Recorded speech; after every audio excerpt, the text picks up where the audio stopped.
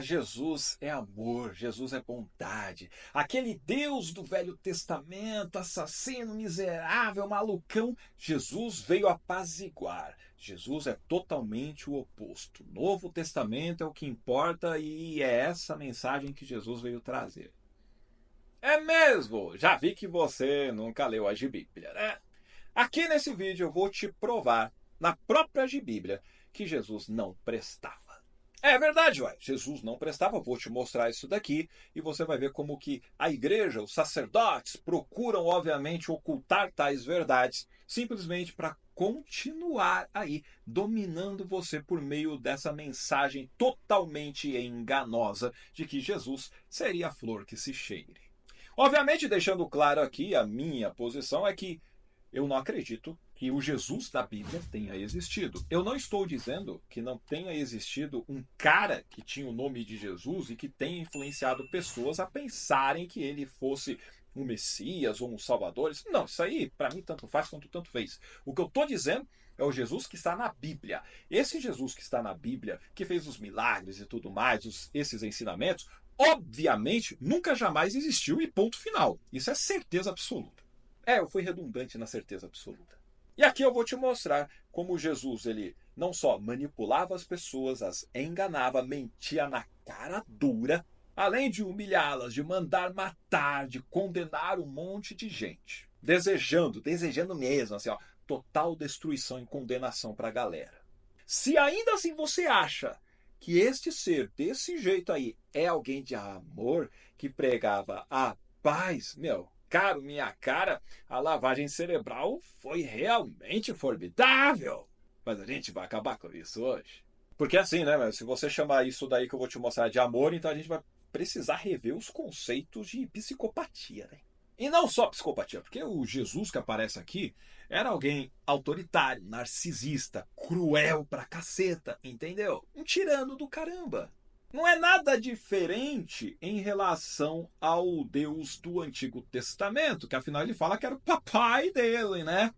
E ele até piora as coisas, porque lá no Antigo Testamento não existia condenação eterna, no Novo Testamento tem. Só o fato de existir uma condenação eterna que esse próprio Deus teria criado já prova que ele não presta. Mas deixa eu te mostrar mais coisas aqui. A gente já começa leve, né, em Lucas capítulo 19, no versículo 27, onde Jesus conta uma parábola, onde ele faz a parte do rei, ele fala que tem um rei que vai conquistar uma outra cidade, e enquanto ele está indo naquela outra cidade para dominá-la, a força, obviamente, nada diferente do que qualquer outra coisa escrita nas sangrentas de Bíblia, ele diz que vem uma comissão das pessoas dizendo, ó, nós não queremos que você reine sobre nós. E ele mesmo assim foi lá e tomou posse daquela terra. Beleza, no versículo 27 ele diz isso daqui, ó. E quanto àqueles meus inimigos que não quiseram que eu reinasse sobre eles, trazei-os aqui e matai-os diante de mim. Uou! Olha, o Jesus de amor! O Jesus de amor está mandando trazer diante dele e exterminar. Dependendo da tradução, vai estar massacrai-os diante de mim. Sabia disso? Pois é. Aí você vai falar, Toshio, mas é uma metáfora. Não é isso que ele quis dizer. O animalzinho de teta. É ele, o rei da metáfora. É ele se dizendo como a representação de que vai acontecer isso com ele em relação ao reinado que ele diz ser o que vai dominar. Ora bolas! Logo, é a atitude dele. Só aqui já prova que não presta, mas vamos além. Olha só, no Evangelho de Lucas, capítulo 12, versículo 40, ele diz assim, ó, vim lançar fogo na terra, e que mais quero se já está aceso? Ah, mano, que Deus de amor é esse? Que ele chega e ao invés de procurar trazer a conciliação e provar que realmente é o Deus único e fazer por onde, de uma maneira incontestável e irrefutável, como é que ao invés de fazer isso ele pega e fala, quero lançar fogo nessa terra. É igualzinho aquele que queimou Sodoma e Gomorra. É igualzinho aquele lá que gostava de jogar fogo do céu quando Elias pedia. Dá pra você entender? É a mesma coisa, o Deus que não presta, o Deus malucão, o Deus assassino. E aí? Já conhecia essa passagem de Jesus? Olha só o que diz Mateus, capítulo 10, no versículo 34. Ó. Não cuideis que vim trazer paz à terra. Não vim trazer paz, mas espada. Oh, oh, oh. Toshio, espada é a palavra de Deus, deixa de ser maluco. Não, animalzinho de teta.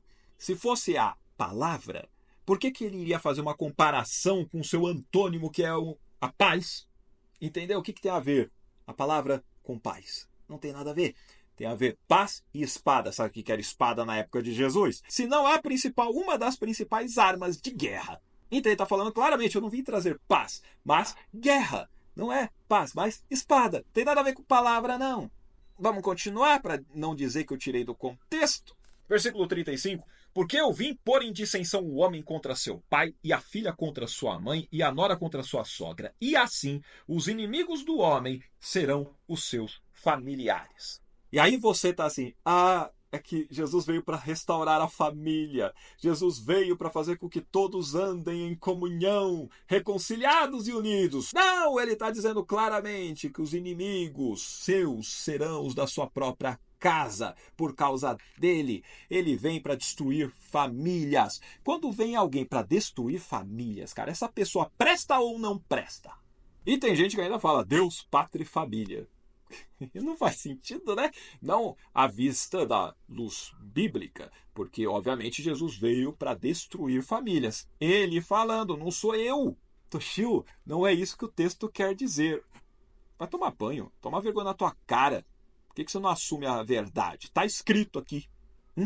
Aí você vai falar, não, isso está escrito, mas não significa isso. É mesmo? Então quando Jesus ressuscitou Lázaro, 4 dias morto ali, aquilo não é para ser entendido como está escrito? Ah, não, ali pode ficar, ali é milagre, vai tomar banho, tá? Toma vergonha na tua cara. Porque eu já tô vendo, se você pensa desse jeito, é um sinal de que você ou não presta e tá na mesma linha podre de Jesus, ou você é uma pessoa ignorante mesmo. Volta pra escola.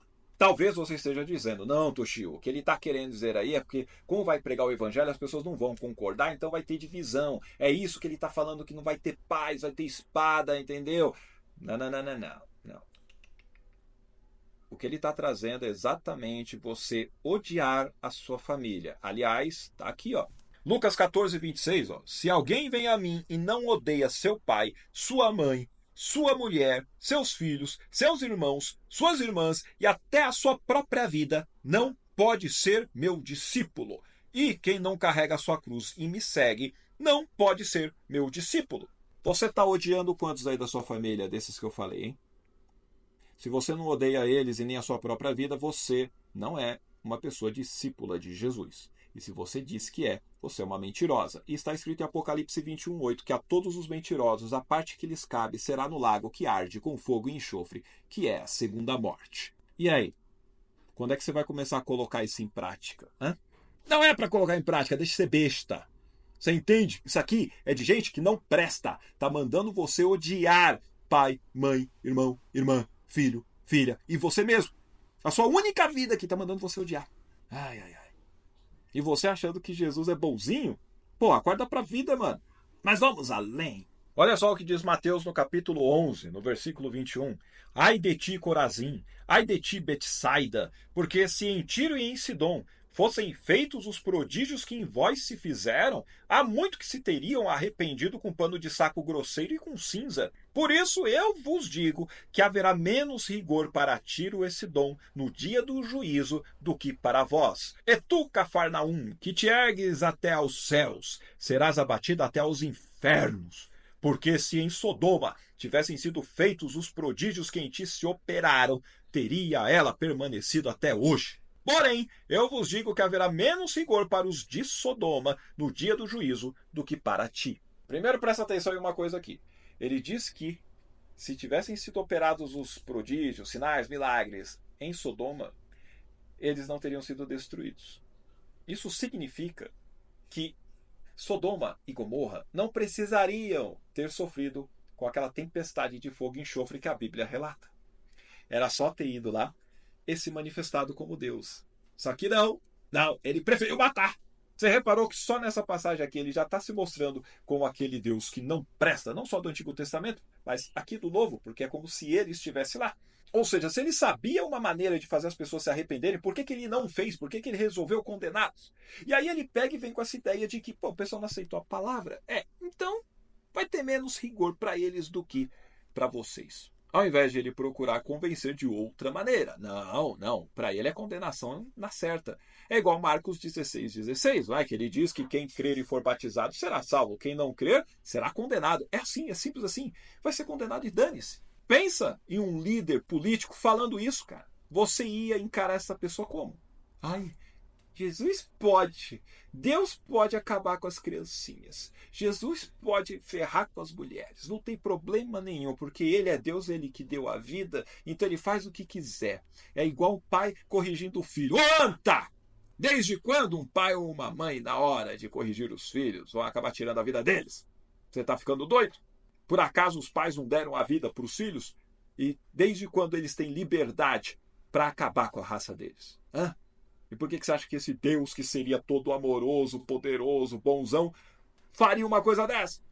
Se o ser humano não faria, como é que esse Deus, que seria perfeito, o faz? Não faz sentido, acorda para a vida. Isso aí é mais uma prova de que Deus não existe, nem é. Impossível você refutar. Qualquer pessoa, não tem como. Já é. Mas vamos continuar aqui com as podridões de Jesus. Nesse contexto também você vai ver que não é só Jesus que pregava, né? Ele mandou os seus apóstolos. E quando ele mandava os apóstolos para uma cidade, ele deixava claro o seguinte. Mateus 10:14, ele fala assim, ó, e se ninguém vos receber nem escutar as vossas palavras, saindo daquela casa ou cidade, sacudi o pó dos vossos pés. Em verdade vos digo que no dia do juízo haverá menos rigor para o país de Sodoma e Gomorra do que para aquela cidade. Você está entendendo o nível que ele trata a galera? Poxa, vê um pessoal meio doido ali, falando umas coisas meio malucas, que não bate nada com nada, e aí simplesmente, mano, não vou aceitar isso, não vou receber essa galera. Então, beleza. Você vai sofrer eternamente, cara. Eu quero que você se dane. É assim. E você vai falar que isso aí é o quê? Justiça de Deus, cara. É sério mesmo. Seu conceito de justiça realmente está bem precário, né? Aí tem aqueles que dizem assim, né? Pô, mas Jesus estava pregando o evangelho e ele usava as parábolas para que eles pudessem entender aquilo que ele estava trazendo, as coisas complicadas do reino ficassem compreensíveis para aquelas pessoas humildes. Ai, caramba, não! É totalmente o contrário. Pô, você nunca leu a Bíblia? Vai lá em Marcos, no capítulo 4. No versículo 11 ele fala assim, ó, e ele disse-lhes, a vós vos é dado saber os mistérios do reino de Deus. Está falando com os apóstolos aqui que não tinham entendido a parábola. Mas aos que estão de fora, todas essas coisas se dizem por parábolas, para que vendo, vejam e não percebam, e ouvindo, ouçam e não entendam, para que se não convertam e lhes sejam perdoados os pecados.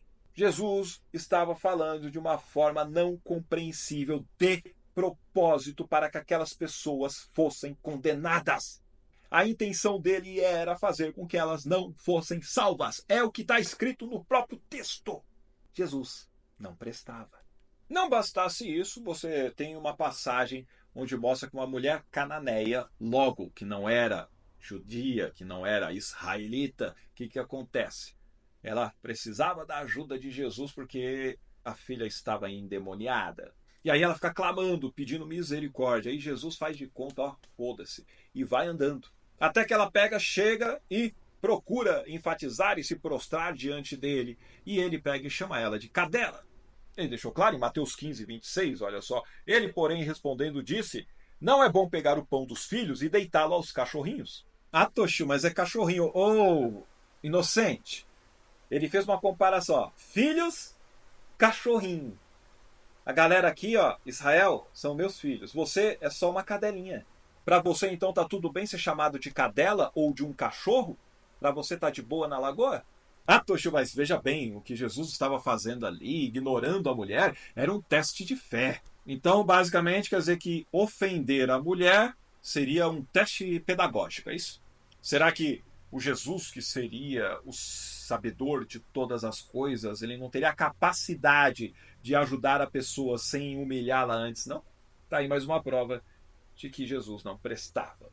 Ah, Toshio, mas Jesus, ele ensinou a amar ao próximo como a si mesmo, cara. Você tá viajando? Não, você não tá entendendo, cara. Quando Jesus diz para amar ao próximo como a si mesmo, Ele está repetindo o que está no livro de Levítico, no capítulo 19. No versículo 18 fala assim, ó, não te vingarás, nem guardarás ira contra os filhos do teu povo, mas amarás o teu próximo como a ti mesmo. Eu sou o Senhor. Aqui, Jesus pegou Levítico 19 e 18. E ele está mostrando que o amar ao próximo, obviamente, de acordo com o contexto, é o povo de Israel.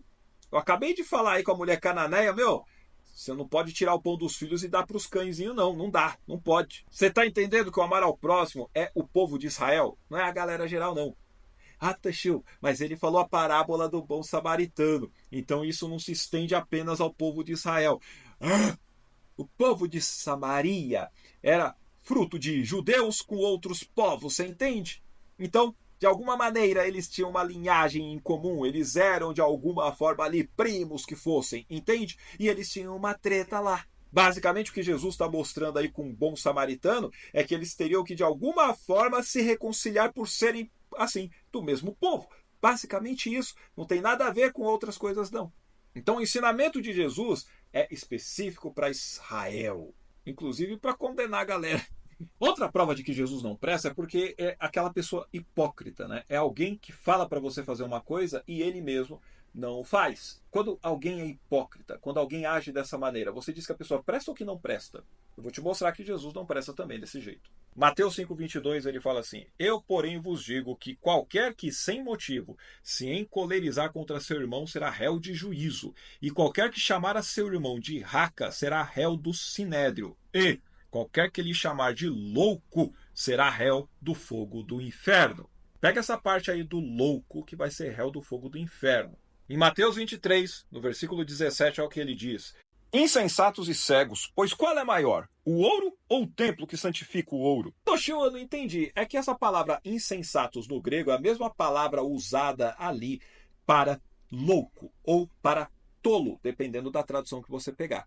Ou seja, Jesus fala, ó, se você chamar teu irmãozinho de tolo, você será réu do fogo do inferno, ou chamá-lo de louco. E aí você tem ele chamando eles de insensatos, que é louco, que é tolo. É a mesma palavra. Procura dicionário grego aí, beleza? Vai na Bíblia interlinear. É exatamente a mesma palavra.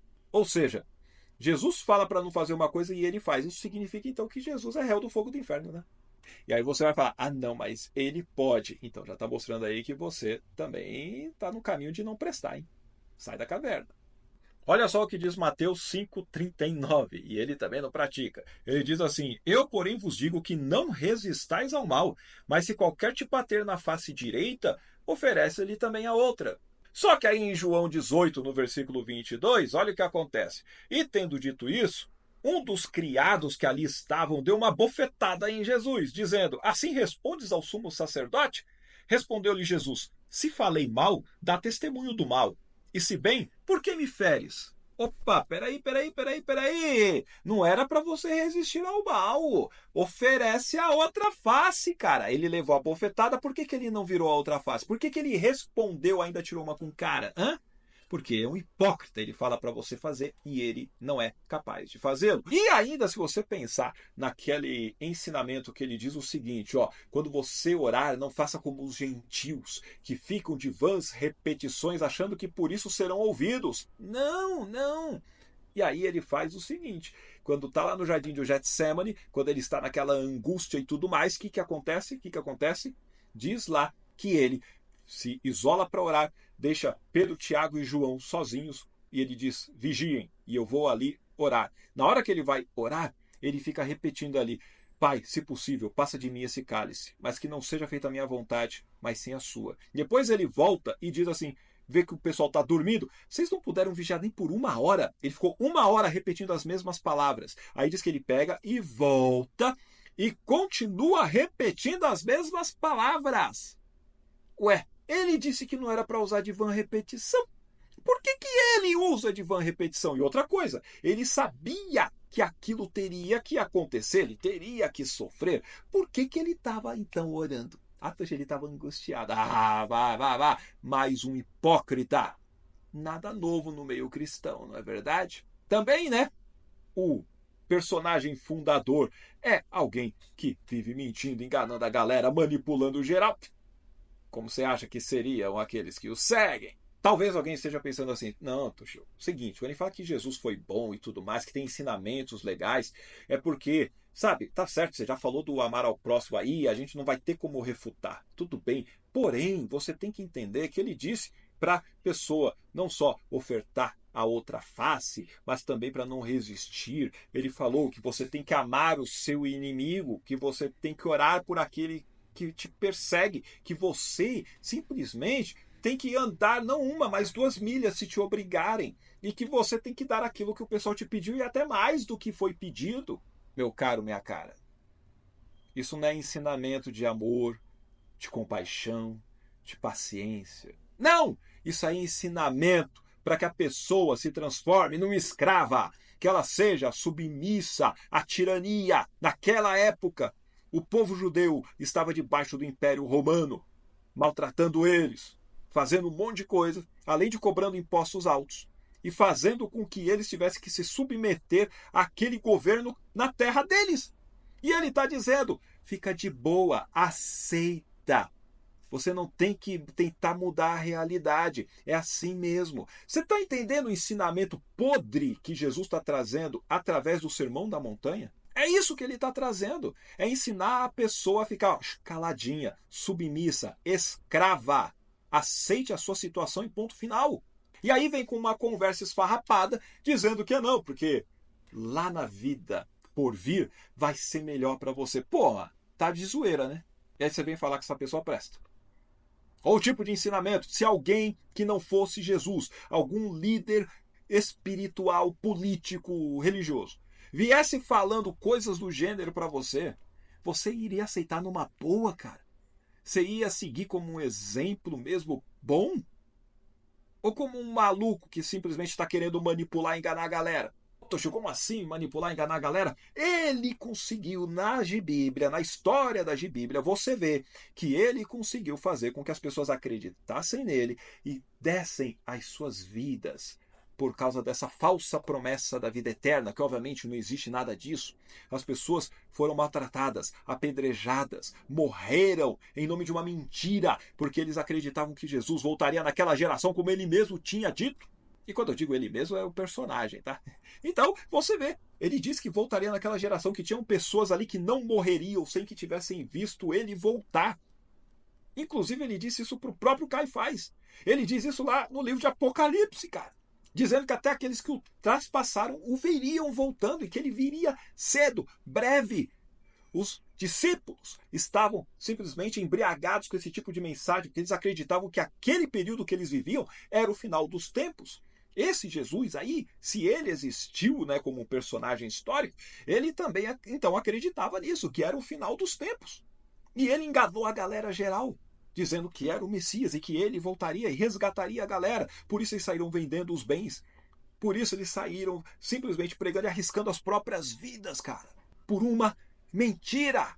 O cara enganou geral e continua enganando até hoje através dessas histórias mitológicas. E você vai falar que isso daí é uma pessoa boa. Você vai falar que isso daí tem ensinamento bom. Pô, olha o contexto inteiro. Não dá para você pegar partinhas ali e dizer que isso é legal, cara. Para com as drogas. Você tem ensinamentos muito mais nobres, muito melhores, fora disso daí. E muito mais antigos. Para de ficar só repetindo o que os líderes religiosos ficam tentando jogar a goela abaixo e usa o seu cérebro de uma maneira melhor, meu. Começa a raciocinar, começa a duvidar das coisas. Seja uma pessoa mais cética. Usa a sua inteligência, caramba. Olha só o que está escrito em Apocalipse no capítulo 19, no versículo 11. E vi o céu aberto, e eis um cavalo branco. O que estava sentado sobre ele chama-se Fiel e Verdadeiro e julga e peleja com justiça. E os seus olhos eram como chama de fogo, e sobre a sua cabeça havia muitos diademas, e tinha um nome escrito que ninguém sabia, senão ele mesmo. E estava vestido de uma veste salpicada de sangue, e o nome pelo qual se chama é a Palavra de Deus. E seguiam-no os exércitos que há no céu, em cavalos brancos e vestidos de linho fino, branco e puro.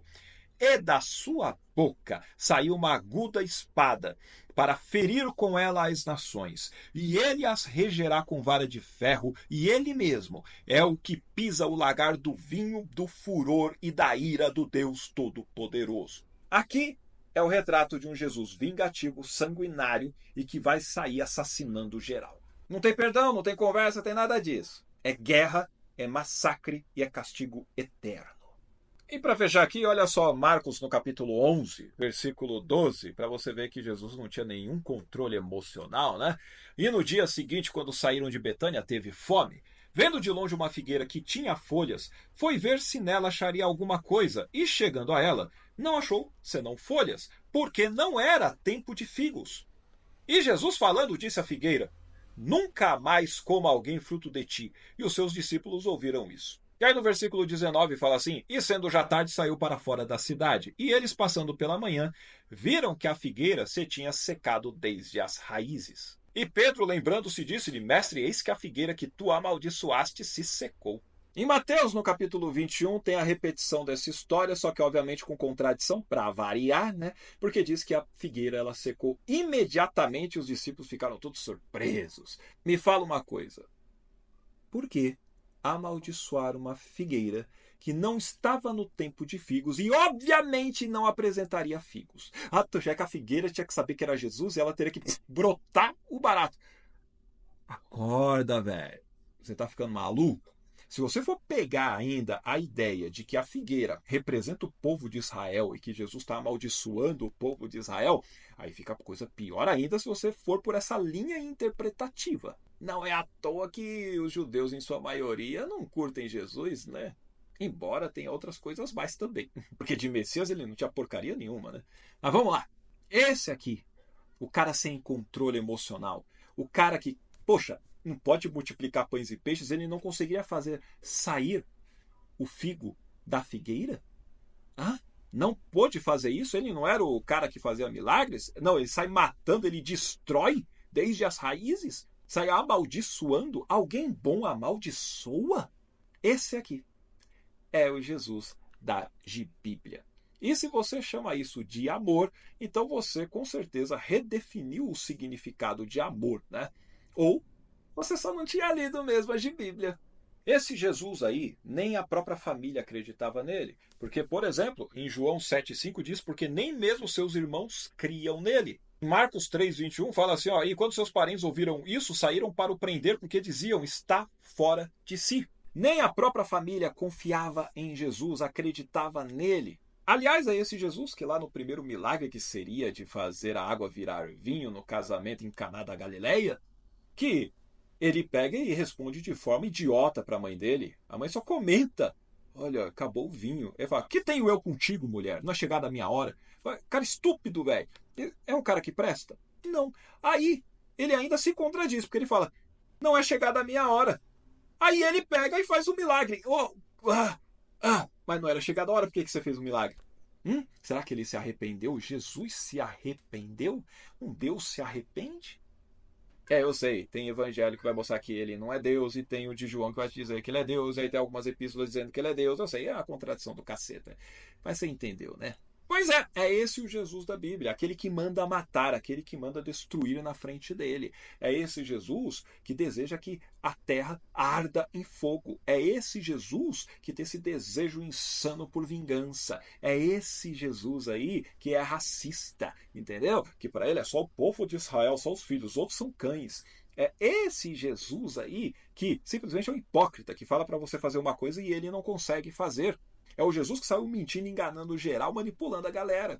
É o Jesus que ficava ensinando o povo a ser submisso, a ser escravo e aceitar aquela maldita situação. Aí eu te pergunto, você iria seguir qualquer outra pessoa com esse mesmo perfil, cara? Eu espero que não, né? Porque senão você merece ser preso. Porque o que você vai fazer aí não vai ser nada bom para a nação.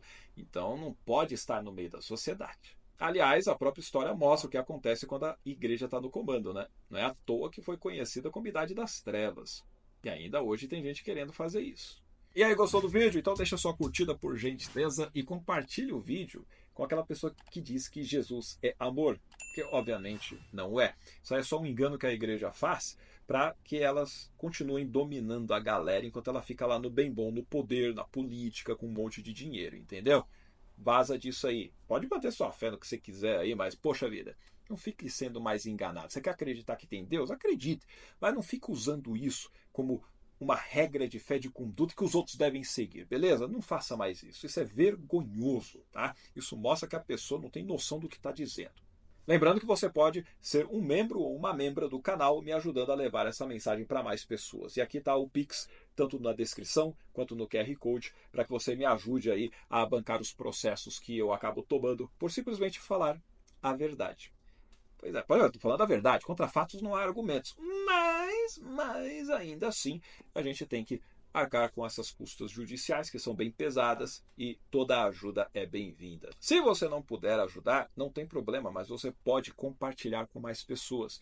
E aí, de repente, essa mensagem chegando para mais gente, a gente consiga também aí arrecadar mais fundos e assim fazer o nosso trabalho continuar. Beleza?